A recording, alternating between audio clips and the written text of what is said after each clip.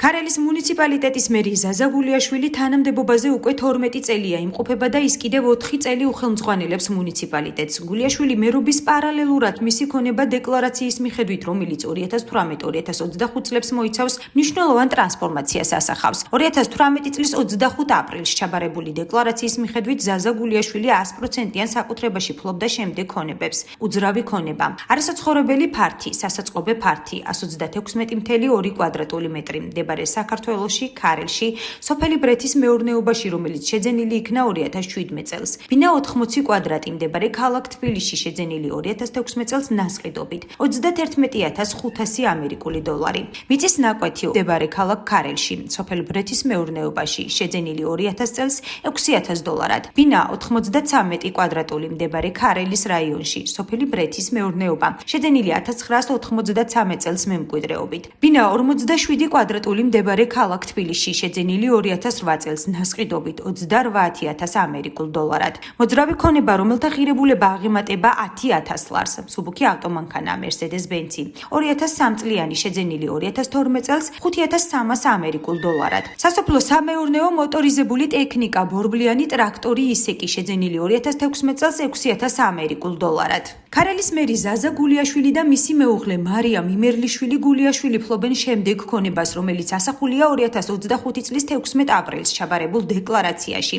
ზაზა გულიაშვილი, ქარელის მერი, ქონება 100%-იანი წილი, უძრავი ქონება, საცხოვრებელი და შენობა ნაგებობები. ბინა 93 კვადრატული მდებარე ქარელის მუნიციპალიტეტი, სოფელი ბრეთის მეურნეობა. ბინა 13 კვადრატული მდებარე ქალაქი თბილისი, ღირებულება 28,000 ამერიკული დოლარი. საცხოვრებელი სახლი 78 კვადრატული მდებარე ქალაქი თბილისი, შეძენის ფორმა, ნასყიდობა, ღირებულება 126,626 ლარი. საცხოვრებელი სახლი 115 კვადრატი მდებარე ქალაქი თბილისი, მიწის ნაკვეთები, ქარელის მუნიციპალიტეტის სოფელი ბრეთის მეურნეობა.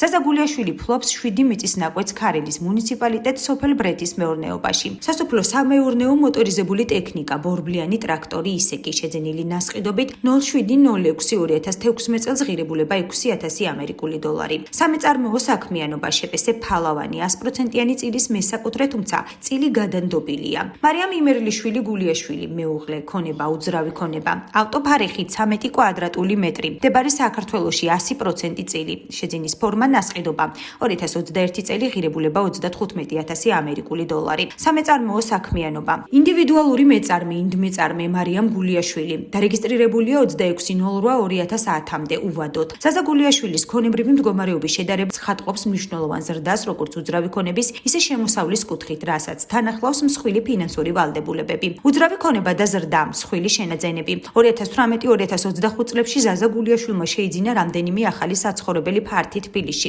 განსაკუთრებით აღსანიშნავია 2023 წელს ნასყიდობით შეძენილი საცხოვრებელი სახლი თბილისში, 216 კვადრატული მეტრი შენობა ნაგებობებით, 170,000 ამერიკულ დოლარად. ამავე თარიღით ფიქსირდება კიდევ ერთი საცხოვრებელი სახლი, 115 კვადრატული.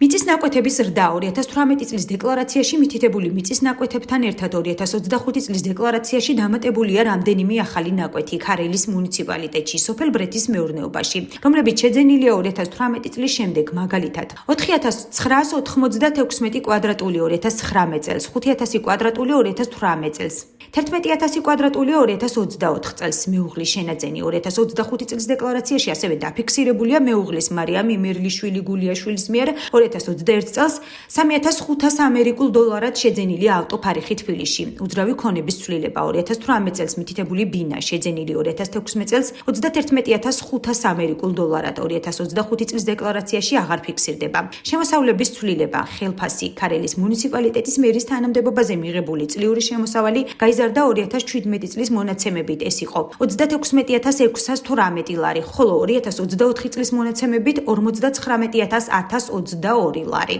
აგროშემოსავალი მნიშვნელოვნად გაიზარდა სასოფლო-სამეურნეო საქმიანობით მიღებული შემოსავალი, თუმცა 2017 წელს ეს იყო 30,000 ლარი, ხოლო 2024 წელს საკუთარ მიწის ნაკვეთებზე მოყვანილი პროდუქციის რეალიზაციიდან მიღებულმა შემოსავალმა შეადგინა 130,000 ლარი. ვალდებულებები, სესხები, ქონების ზრდასთან ერთად მნიშვნელოვნად გაიზარდა ფინანსური ვალდებულებები. 2025 წლის დეკლარაციაში დაფიქსირებულია 2023 წელს აღებული სესხი 170,000 ამერიკული დოლარის ღირებულებით, რომლის მოქმედება განხილვის ვადაა 2028 წლამდე. ასევე აღებულია აგროსესხი 50,000 ლარის ოდენობით 2024 წელს. შედარებისთვის 2018 წლის დეკლარაციის მიხედვით ზაზა გულიაშვილს ჰქონდა იპოთეკური სესხი 27,480 ლარი. საკრედიტო დავალიანება 4,515 ლარი და შეღავათიანი აგროპროექტის სესხი 3,400 ამერიკული დოლარი. მოძრავი ქონება 2018 წელს მითითებული იყო მსუბუქი ავტომანქანა Mercedes Benz-ი შეძენილი 5,300 ამერიკულ დოლარად, რომელიც 2025 წლის დეკლარაციაში აღარ ფიქსირდება.